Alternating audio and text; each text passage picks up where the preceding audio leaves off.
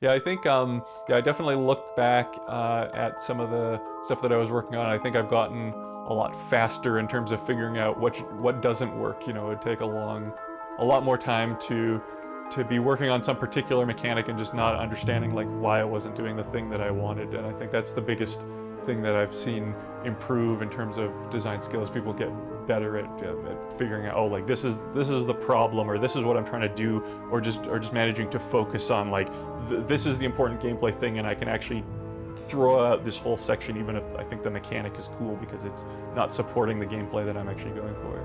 Is it hard to kill your babies like that? I've gotten pretty good at killing my babies.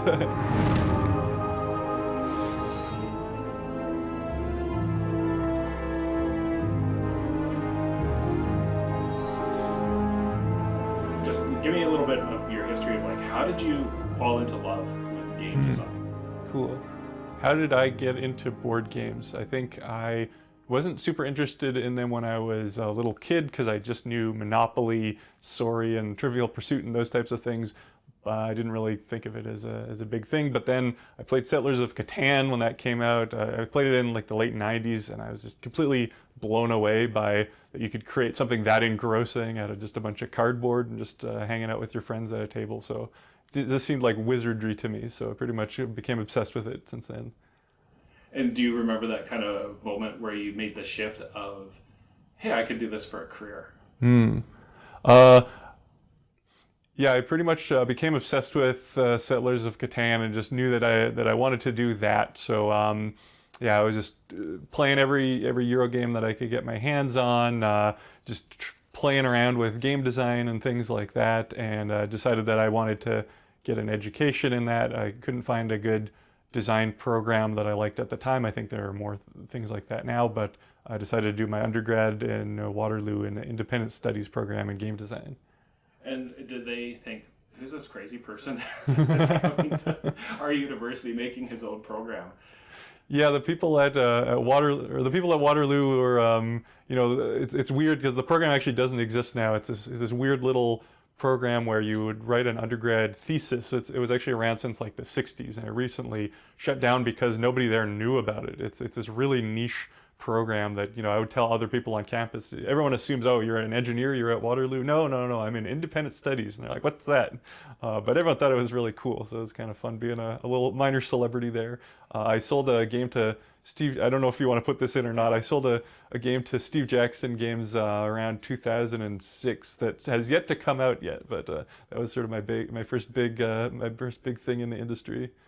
And how did you pitch it to Steve Jackson Games? Because it's funny, just a little bit of backstory. So there's Steve Jackson UK version, Steve Jackson Illuminati Car Wars Oh yeah. version. How did you end up connecting with them? Well, so as it turned out, as I was getting into these board game things, my mom teaches cello, and she was teaching the daughter of Ross Jepson, who's the sales rep for Steve Jackson Games. So I immediately had an industry connection, and he helped me shop some prototypes and stuff around, and kind of got me. I ended up actually working Gen Con. I think it was 2008. I helped work the booth there for Atlas Games and Steve Jackson there.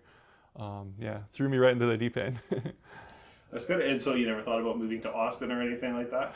um, yeah, yeah. So I actually have like an American citizenship as well as a Canadian citizenship, but yeah, I never really considered living anywhere. I wasn't. Yeah, I haven't really figured out I guess the thing is like Calgary has a pretty good design community. The Game Artisans of Canada, I was here when they started out, a bunch of local designers and stuff here. So that was a pretty good community of people to hang out with and try out ideas and stuff with. So pretty much yeah, doing that for over a decade. So the Game Artisans of Canada that formed in Calgary at the Sentry Box actually was the first meeting. It was just a bunch of people that were interested in game design in the city that came and decided, hey, we want to do this as a group. And of course, a lot of the guys at the first meeting kind of fell off, and girls. There's Roberta Taylor. So it's not all men. It's just a little slanted in that direction. But we have yeah, we had our first meeting in 2008, and kind of yeah, it had a lot of there was a lot of sort of politics and people trying to figure out what it was exactly. So we had a few meetings called Cardstock. That was our big meetup, and I had a lot of fond memories from there. I think there's a certain amount of disagreement about exactly what the organization was, I guess. So I don't know. There's a bunch of different directions that it could have gone, but it ended up just as kind of a loose affiliation of Canadian game designers that kind of help each other with advice, and we're still kind of active on Facebook a little bit. So and still know a lot of the people through that.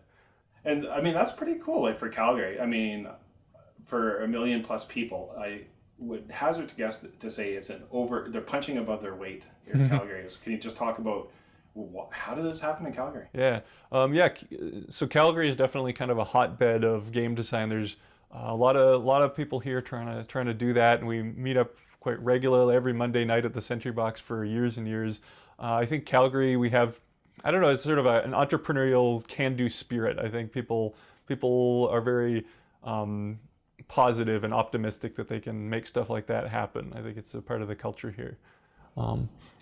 Yeah. And so, when was the big breakthrough for games here, like with Roxley and Santorini? Was Yeah. that the big one? Well, so the timeline was in, I think it was around 2014. That was when Steampunk Rally got kickstarted up by Roxley. That did quite well on Kickstarter, made about $250,000. And then soon after that, we did Gordon Hamilton's excellent game Santorini, and that made about $700,000. So that was, definitely kind of the 1-2 punch. Got Roxley up into the big leagues and kind of got a lot of more attention onto Calgary designers, because there's certainly been a lot of success with other game artisans like San and Jay, and some of the guys down east have done a lot of successful like party games and other Euro games. But that was kind of when the Calgary scene started to take off.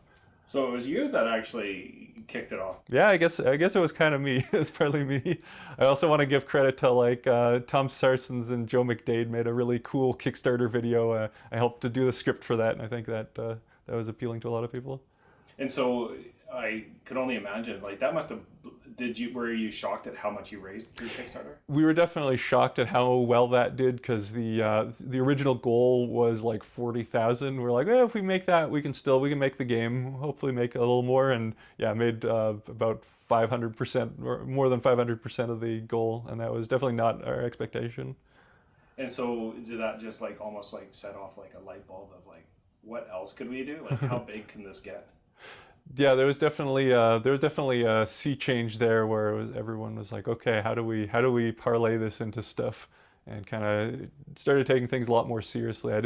I was doing a lot of like improv theater locally in Calgary, and at that point I kind of stopped and just, okay, I'm going to focus on game design and see what I can do with this. Not everybody can attain that level, right? Yeah. And so there's always, especially in a small town, how many successes can there be from Calgary? Ultimately, I think it's not so much that like Calgary is limiting who can be successful, but the whole global board game industry has become very competitive, especially in terms of pretty much all stages. There's lots of people trying to make it. There was sort of a moment with Kickstarter that allowed a lot of indie people to kind of come up, but that's also become very competitive. People think that you can make a gajillion dollars on Kickstarter, so everybody's trying to kickstart their project, and kind of everybody around the world is trying to be a hobbyist game designer. So it's a very, very fierce industry right now. And when you designed your original prototype, what did that? We'll look at it later, but maybe we'll just talk about it now. Like, what did you do? How did you develop it? What was the process that you went through? Right. So Steampunk Rally I actually started working on in university. It was about 7 years before it got published that I tabled the first version of it. And it was looking quite different than it does now. The mechanics have changed significantly. It was almost unrecognizable, other than just the theme of you're an inventor building a cool contraption that kind of falls apart as you're racing it. I went through a whole bunch of different iterations, kind of picked it up, put it down multiple times throughout those years, and then finally had some ideas with the dice mechanic that kind of made everything start to cohere, and definitely a lot of help from just other designers and playtesters helping me figure out what direction to go with it. So how long of a process was it from first envisioning it to finally going to Kickstarter? Yeah, so it was about, it took me about 7 years to go from the first version that I ever came up with and tabled in Waterloo to finally the version, on and off development of a bunch of different ideas to finally the version that ended up going on Kickstarter. And when you think of, do you ever you'll look back at the prototype and go, what was I thinking? Or can you look at your old work and like the progression with like a critical lens or? Yeah, I think like it's clear that it improved a lot over that time. I think there's like some interesting ideas that I didn't end up pursuing that could, theoretically be other games. There's other kind of mechanical directions that I thought to go that just wasn't working out for this concept, but could be. I think I don't think there's I don't think there's any such thing as a bad mechanic. There's just mechanics that don't fit with the game that you're trying to work. Even stuff that people hate, like player elimination and those kinds of things, I think can have their place. They just have a particular effect that's a little more specific.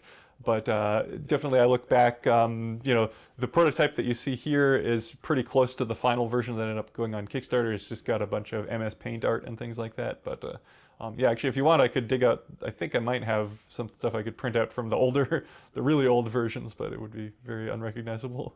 And then like the process of like design in itself, going back, you went to university, you created your own university program, and then to get here, do you ever look back upon that journey and go, I can't believe I knew what I wanted to do and I actually got to do it?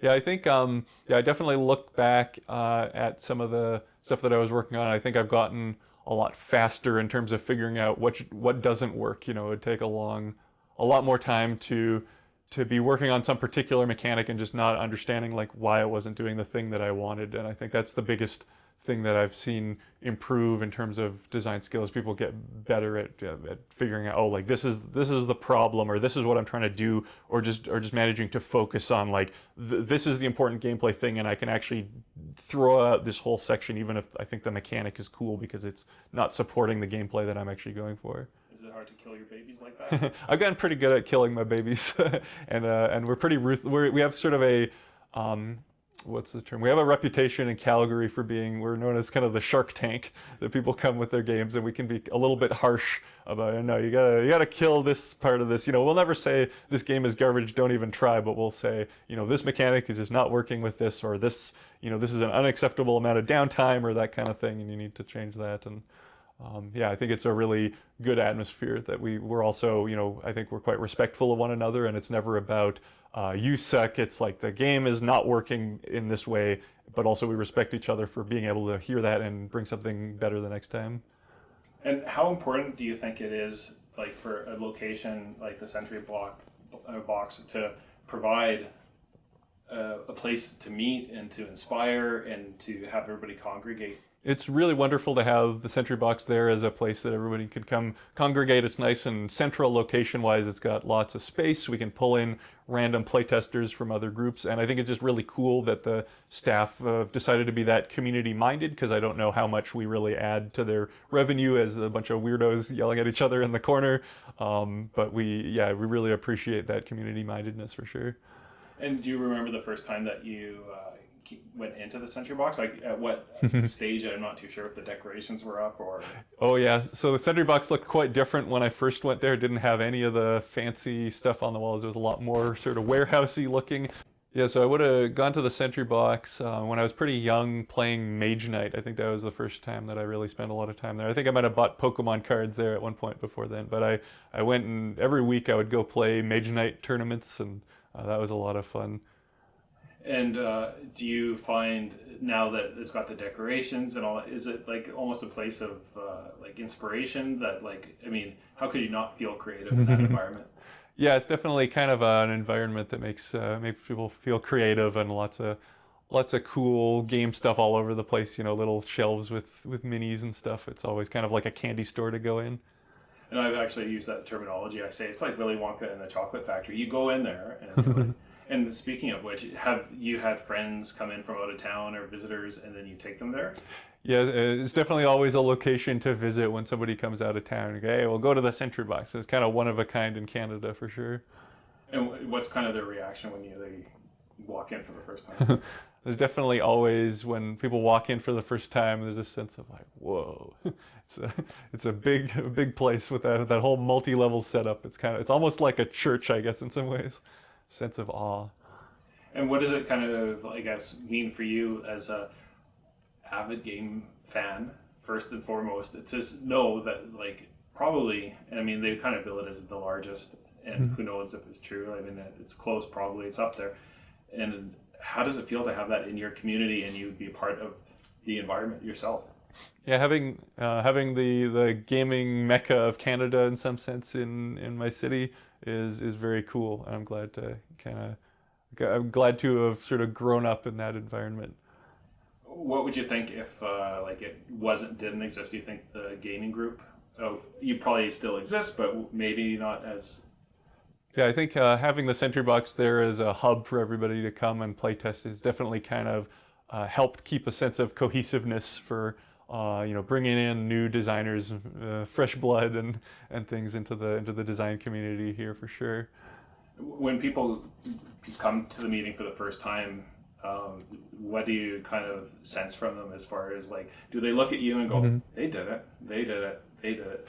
I think when new designers come to try to playtest stuff, there's usually a lot of fear because people really, there's a lot of, and I had this early on where it's like you don't want to see your darlings torn apart and you don't want to be judged. I guess it's really kind of putting your heart and soul on the table for people to evaluate in that kind of way can be really nerve-wracking. So we try to be a little bit gentle with people that are clearly like nervous about stuff and kind of make it clear like you're totally welcome and we basically respect you if you're willing to take criticism and are open to what you're here for, which is other people's opinions and people giving our thoughts on games and stuff like that. So if you're receptive to that, we're gonna really welcome you.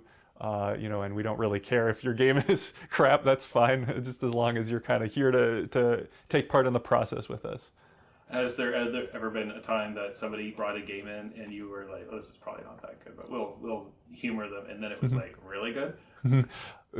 Yeah, it's definitely like hard to know sometimes with the quality of games, but I don't know, there's a certain point during the rules teach where you get a sense of like, am I going to have an entertaining time for the next hour or more, or am I or is this going to be like, oh, you're trying to do Monopoly with, luckily it's usually not somebody just trying to remake Monopoly or whatever else. It's usually a little more creative, but yeah, it's definitely a wide range of reactions and products that go through the design doors.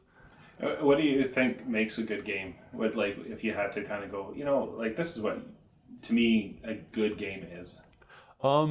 So I think like a lot of designers like things that feel innovative and fresh and kind of try, new ideas. And I think I'm a little bit less, to me, I care more about like the experience. So it's sort of, am I gonna be entertained for the time that I'm sitting there? I get bored easily, so like, am I going to be bored with a downtime, or am I having interesting decisions to make? Am I having like fun narrative moments? Even if the mechanics are things that I've already seen, if they're kind of remixed in a way that's giving me a new experience that doesn't feel like a game that I've played before, that's usually kind of what I'm there for. And when you, like, I mean, I don't know how many games you bought at the Sentry Box or from the Sentry Box, and Kickstarter, and there's Amazon and that kind of stuff, but I know the temptation is you can always kind of get it cheaper at online. Is there a case to be made for buying local? There's definitely there's definitely always that temptation to just buy games online because they're usually a little cheaper than the markup in stores and stuff, but I do try to buy at least some stuff in the local stores, sort of support the local community. It's also neat to just be able to grab something off the shelf and immediately tear it open and not wait for something to show up. And I think buying local is just a nice thing to do for the community. And can you talk a little bit about Greg? Just talk about his role in the gaming community here. Yeah, and Greg's great. Like, I love how Greg Jackson's very community minded. He really puts effort into trying to get different groups of people, different types of people into the store for different things, even if it's not immediately making them profit. Although I still think if they could figure out how to get the licensing to work for some kind of food and stuff, we would buy so much random junk food from the Sentry Box if they could ever set that up. But yeah, I appreciate him welcoming us with open arms as just community builders, even if we're not spending a whole bunch of bank there a lot of the time. Cool. Is there kind of anything like I was going to ask you, and it's funny, I went to George's place yesterday. I don't know if you've been in his basement. Oh, I'm not sure. No, I haven't. So he's like, I mean, it's like, first of all, games everywhere, and then he's got his statue of his Jurassic Park T-Rex, Nice. Alien, That's awesome. and Predator, and like everything. And I said to him, my wife would never go for this, and she's even said to me, because I've got my collection of like vintage role playing games. That's kind of my thing. Nice. And she said, I'm protecting you from yourself. What does your wife think of your passion and career? Yes, I'm lucky that my wife's like super supportive of everything that I'm doing. Game design isn't always the most lucrative thing, so when I'm not doing that, I'm sort of the house husband, and I like that role. And she's very, appreciative of having a home cook and that kind of sort of thing. She's also built me my gaming table. It's actually this is actually a what do you call it? It's like a glass patio table that's got some. What is it? It's got some faux suede put over the top. So my wife's pretty handy. She does instrument repair and stuff like that. So she's built me some props for my gaming and stuff. And she'll play RPGs and board games and stuff like that with me. So cool. And who did the Middle Earth map? So when we first moved in, we just decided we have to have a map of Middle Earth on the wall. So it's been a multi-year project. It's not done, as you can see. A lot of it's still penciled in. We've had some friends come and help over the years, but we make a very slow progress every few weeks on it. Eventually, it'll be done. So I was working on this game about 7 years before it ended up on Kickstarter. It looked radically different from even this. Went through a lot of different kind of mechanics and ideas, but the central idea that you're like an inventor creating a wacky contraption that you're racing and bits are falling off and you're putting new parts on as you're going, that was always kind of a central part. Is kind of inspired by some movies like those Magnificent Men and their flying machines and stuff like that. And this is a prototype that I had not too long before it ended up on Kickstarter. I did some crude MS Paint art and stuff that I'm kind of proud of here. I can't really see it too well, but you kind of build your machine out of different parts, and as you take damage, as you take damage on the track, parts are going to fall off, and you're put on new parts. And basically, you get some dice. The dice are like your energy. This was kind of the mechanic that made me that kind of had the game all come together, because it makes everything a lot more interesting and adds that sort of push your luck element. Because if you're just shifting around cubes, you know exactly how the accounting works. Whereas if you're like, okay, I'm going to get 2 heat dice, you roll them and you're like, okay, well, that adds up to 9. That means I can put them here for every 2 pips. I'm getting a steam die, so that's like so that's 4 steam dice that I'm getting out of there. And that might be less or more than I was expecting, but now I can be okay, a 3, and I can stick that one over here, and then you're kind of building these crazy combos that are giving you stuff like movement that's going to propel you along the track, but then depending on the route you're taking, you're smashing into terrain that's going to damage your machine and probably knock off parts. And you're going to have a more fun time if you play this game just letting stuff fall off. You're going to be able to do a little bit better if you're not super precious with your parts, which I guess is kind of a metaphor for game design, actually. And the follow-up game, Steampunk Rally Fusion, I definitely doubled down on this idea. So there are a lot of mechanics in there that reward you just being not precious about your machine and letting it get kind of smashed up and enjoying the ride. And when you play with people for the first time, do they kind of have that aha moment where they're like, "Oh, I get it"? Yeah, so playing with people for the first time, it's definitely kind of a learning experience to figure out that you can let stuff be destroyed and it's not the end of the world. Because in most Euro games, your infrastructure and the stuff that's giving you more resources is like very important, and you want to keep those combos.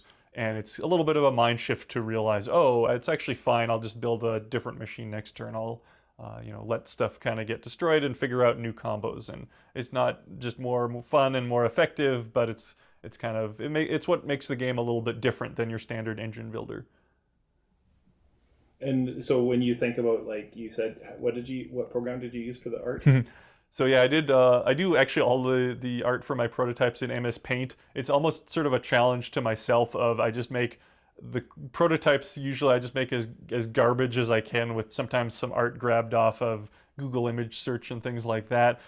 Just as sort of a challenge, like if I can make this fun and make people be really engrossed in something that I make that looks like garbage, then I know that there's something there. I don't want to fool my playtesters into thinking that there's something cool just because I have some neat art that I farmed out, or really cool iconography or something like that. I think that that's a mistake that a lot of starting designers make, is that they'll put a lot of effort into the presentation of a product and put it out there, and yeah, you don't want to be precious like that. You want to be immediately willing to say, okay, all of this art is now useless because I completely changed all the mechanics. And I do find that is often, like, even for, like, tabletop role playing games and stuff like that, it's the user experience that counts most.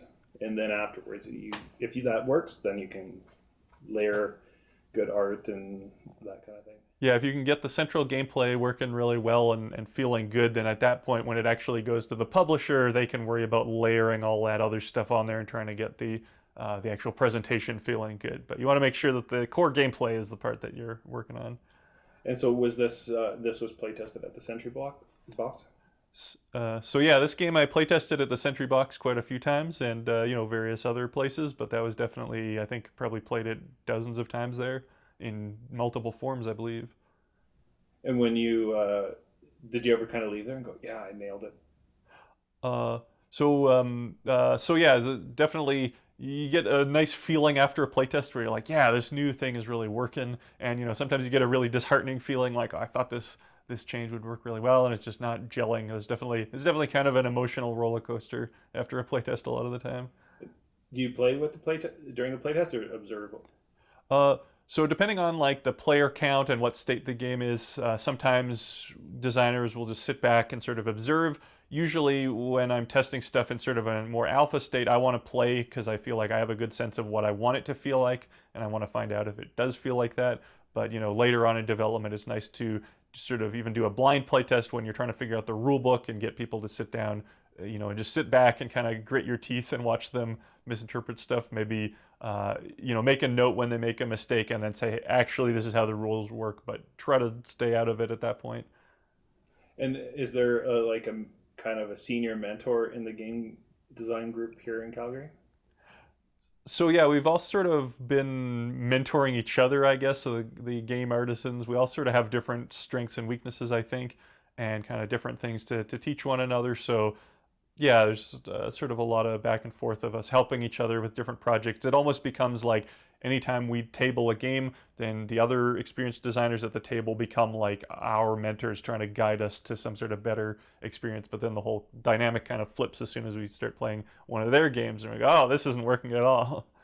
I don't know if you ever knew this, and I could be speaking wrong, so if I am, I am.